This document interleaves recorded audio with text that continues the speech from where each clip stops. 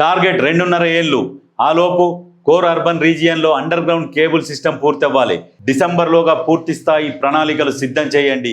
Cabinet ఆమోదం తర్వాత కొత్త డిస్కమ్ ఏర్పాటుపై ముందుకు. సబ్స్టేషన్ కెపాసిటీ కన్నా ఒక్కొక్క కనెక్షన్ను ఎక్కువ ఉండొద్దు. విద్యుత్ శాఖపై సీఎం రేవంత్ రెడ్డి సమీక్ష. సోలార్ విద్యుత్ వినియోగాన్ని ప్రోత్సహించాలి. సోలార్ విద్యుత్ వినియోగం ప్రోత్సహిస్తే చాలా బాగుంటుంది. ఎందుకంటే మనకి బర్డెన్ చాలా తగ్గుతుంది. ఈ పవర్ వేరే దగ్గర నుంచి కొనడము.